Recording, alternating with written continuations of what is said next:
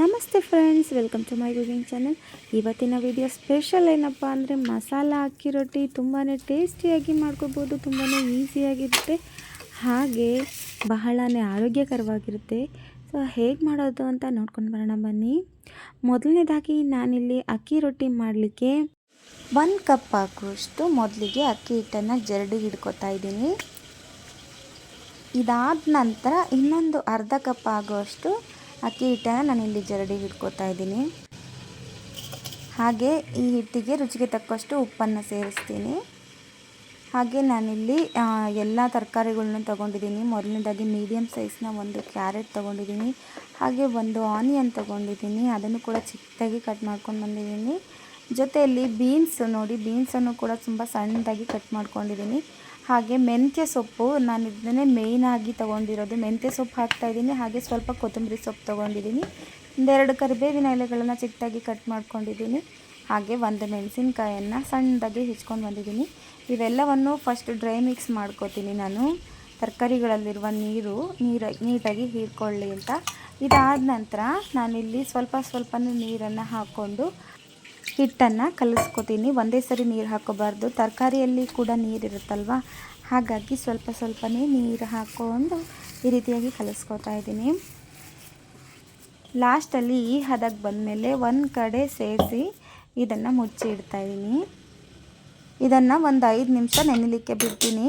5 ನಿಮಿಷ ಆದ ನಂತರ ನಾನು ಇದನ್ನು ಬೇಯಿಸ್ಕೊತೀನಿ. ಅದಕ್ಕೋಸ್ಕರ ನಾನಿಲ್ಲಿ ಒಂದು ಹಂಚನ್ನು ಕಾಯಲಿಕ್ಕೆ ಇಟ್ಟಿದ್ದೀನಿ.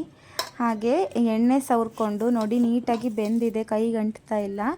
ಹಾಗಾದರೆ ನಾನು ಇದನ್ನು ತಗೊಂಡ್ಬಿಟ್ಟು ಈ ರೀತಿಯಾಗಿ ಉಂಡೆ ಕಟ್ಕೊಂಡು, ಹಾಗೆ ಎಲೆಗೂ ಸ್ವಲ್ಪ ಎಣ್ಣೆ ಹಚ್ತಿದ್ದೀನಿ. ನೀವು ಬಟರ್ ಪೇಪರ್ ಕೂಡ ಯೂಸ್ ಮಾಡ್ಬೋದು, ನೇರವಾಗಿ ತವಾ ಮೇಲಾದರೂ ತಟ್ಕೋಬೋದು. ಹಾಗೆ ತವಾಗೂ ಸ್ವಲ್ಪ ಎಣ್ಣೆಯನ್ನು ಸವರ್ಬಿಟ್ಟು ನಾನಿಲ್ಲಿ ಬಾಳೆ ಎಲೆ ಮೇಲೆ ರೊಟ್ಟಿಯನ್ನು ತಟ್ಕೋತೀನಿ. ನೋಡಿ ಎಷ್ಟು ಈಸಿಯಾಗಿ ಸ್ಪ್ರೆಡ್ ಆಗ್ತಿದೆ. ತುಂಬಾ ಈಸಿಯಾಗಿ ಮಾಡ್ಕೋಬೋದು, ಹಾಗೆ ಅಷ್ಟೇ ರುಚಿಯಾಗಿ ಕೂಡ ಇರುತ್ತೆ. ಟಿಫನ್ ಬಾಕ್ಸ್ಗಾದರೂ ಆಗಿರ್ಬೋದು, ಲಂಚ್ ಬಾಕ್ಸ್ಗಾದರೂ ಆಗಿರ್ಬೋದು ಕಟ್ಕೊಳಿಸ್ಬೋದು. ನಾನಿಲ್ಲಿ ಮೆಂತ್ಯ ಸೊಪ್ಪು ಹಾಕಿರೋದ್ರಿಂದ ಟೇಸ್ಟ್ ಇನ್ನೂ ಚೆನ್ನಾಗಿರುತ್ತೆ. ಸೊ ಇದೇ ರೀತಿಯಾಗಿ ಎಲ್ಲವನ್ನು ನೋಡಿ ಈ ರೀತಿಯಾಗಿ ತಟ್ಕೊಂಡಿದ್ದೀನಿ. ಎಷ್ಟು ದೊಡ್ಡದಾಗಿ ಎಷ್ಟು ಸಣ್ಣವಾಗಿ ಕೂಡ ತೆಳುವಾಗಿ ಕೂಡ ತಟ್ಕೋಬೋದು. ನೋಡಿ, ಇದನ್ನು ನೇರವಾಗಿ ನಾನು ಕಾದಿರುವಂಥ ಹಂಚ ಮೇಲೆ ಹಾಕ್ತಾಯಿದ್ದೀನಿ. ಎಷ್ಟು ಈಸಿಯಾಗಿ ಬಿಟ್ಕೊಂಡು ಬರ್ತಾಯಿದೆ ನೋಡಿ.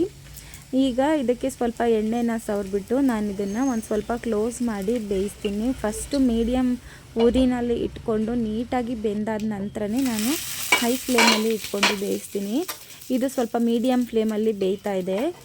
ನಾವು ಈ ರೀತಿಯಾಗಿ ಎಲ್ಲ ತರಕಾರಿಗಳನ್ನು ಹಾಕಿರೋದ್ರಿಂದ ಅವು ನೀಟಾಗಿ ಬೇಯಬೇಕು ಅಂತ ಅಂದರೆ ನಾವು ಇದನ್ನು ಮೀಡಿಯಮ್ ಫ್ಲೇಮಲ್ಲಿ ಇಟ್ಕೊಂಡೇ ಬೇಯಿಸಬೇಕಾಗುತ್ತೆ.